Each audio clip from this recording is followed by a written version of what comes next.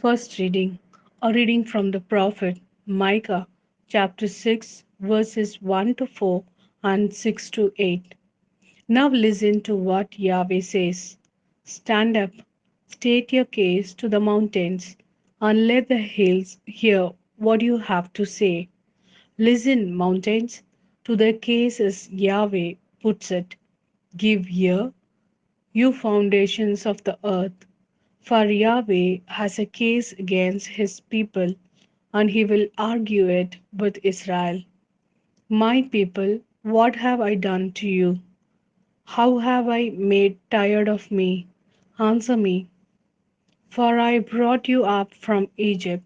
I ransomed you from the place of slave labor and sent Moses, Aaron, and Miriam to lead you. With what shall I enter Yahweh's presence and bow down before God All High? Shall I enter with burnt offerings, with calves 1 year old? Will he be pleased with rams by the thousands, with 10,000 streams of oil? Shall I offer my eldest son for my wrongdoing, the child of my own body for my sin? You have already been told what is right and what Yahweh wants of you. Only this, to do what is right, to love loyalty, and to walk humbly with your God. This is the word of Lord. Thanks be to God. A reading from the Gospel according to Matthew, chapter 12, verses 38 to 42. Then some of the scribes and Pharisees spoke up. Master, they said, we should like to see a sign from you. He replied, it is an evil and unfaithful generation that asks for a sign. The only sign it will be given is the sign of prophet Jonah.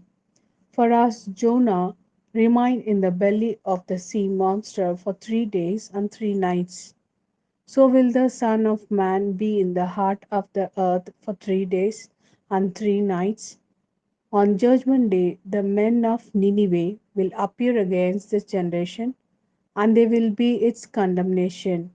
Because when Jonah preached, they repented. And look, there is something greater than Jonah here. On Judgment Day, the Queen of the South will appear against this generation and be its condemnation, because she came from the ends of the earth to hear the wisdom of Solomon. And look, there is something greater than Solomon here.